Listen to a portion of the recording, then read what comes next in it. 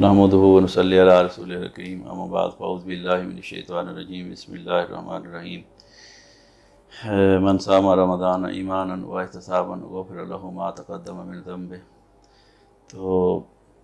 آج جو ہے ٹوبہ ٹیکسی میں بھی عالم اسلام پوری دنیا میں مسلمان جہاں بستے ہیں وہ اس سنت پر عظیم جو ہے وہ سنت پر جو ہے وہ عمل کرتے ہوئے آج اعتکاف کی طرف جو ہے وہ بیٹھ گئے ہیں، اور اپنے آپ کو انہوں نے اللہ کی رضا کے لیے جو ہے مسجد کے اندر جو ہے وہ اپنے آپ کو پابند کر لیا ہے۔ اور اس کے ساتھ ساتھ بہت بڑا اجر و ثواب ہے کہ وہ کام ہے جس کو نبی کریم صلی اللہ علیہ وآلہ وسلم ہمارے آقا دو جہان نے بھی جو اپنی زندگی کے اندر اس عمل کو کیا، اور ازواج مطہرات نے بھی کیا، اور اپنے آخری جو آپ کی ایام تھے، آخری یعنی سال میں آپ صلی اللہ علیہ وسلم نے اعتکاف کیا۔ اور اعتکاف کے بارے میں جو ہے وہ آپ نے 21 کی رات کو، طاق رات کو، یعنی وہ بیٹھتے تھے نیت کر کے، اور پھر چاند نظر آنے تک شوال کا جو ہے وہ مسجد میں ہی رہتے تھے۔ اور آپ نے 1 سال ایسا ہوا کہ کسی مجبوری کی وجہ سے آپ رمضان کے اندر اعتکاف نہیں کر سکے، آپ نے شوال کے اندر جو ہے وہ اعتکاف کو کیا۔ تو یعنی یہ اتنا عظیم عمل ہے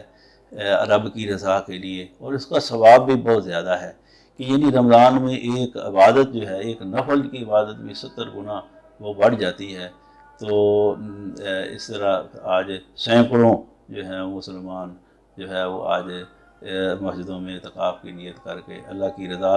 راضی کرنے کے لیے، اپنے رب کو راضی کرنے کے لیے اعتکاف میں جو ہے وہ بیٹھ گئے ہیں۔ اس میں اعتکاف جو ہے وہ ضروری بات یہ ہے کہ وہ مسجد میں ہی اعتکاف جو ہے وہ کیا جاتا ہے۔ مسجد کے علاوہ اعتکاف کو کہے گھر میں کر لوں یا کسی مطلب اور جگہ اپنے آپ کو رکھ لوں، نہیں، مسجد میں ہی اعتکاف نبی کریم صلی اللہ علیہ وسلم نے حکم دیا، اور مسجد میں ہی خیمہ لگائے جاتے تھے۔ اور اس میں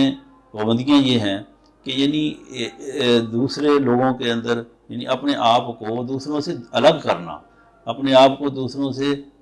بے خبر ہو جانا، یعنی اللہ کے ساتھ تعلق جو ہے وہ قائم رکھنا، یعنی یہ فرق ہونا چاہیے کہ عام آدمی باہر جو ہے وہ دوسروں کے ساتھ یعنی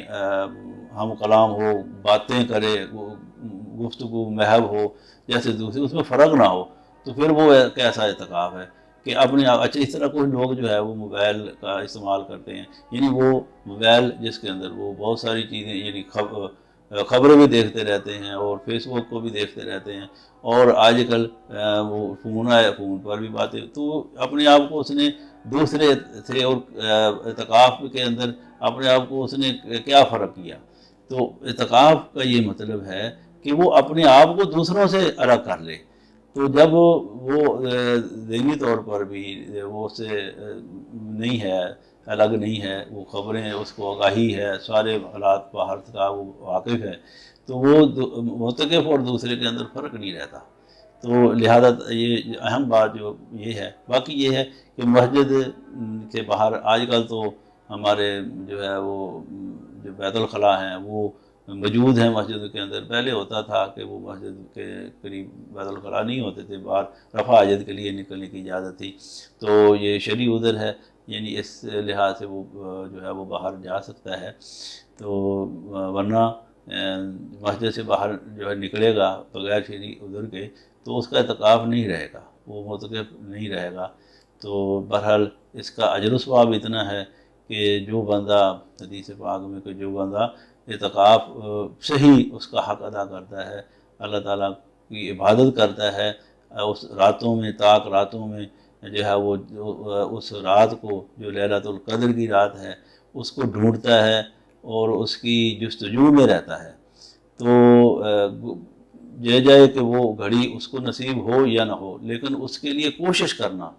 جو ہے وہ جاگنا، اس کے لیے اللہ تعالیٰ سے دعائیں مانگنا، قرآن مجید کی سب سے زیادہ تلاوت کرنا، یہ ہے حق معتکف کا کہ وہ قرآن مجید کی سب سے زیادہ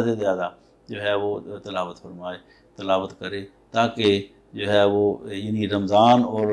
قرآن کا جو تعلق ہے یہ گہرا تعلق ہے، اور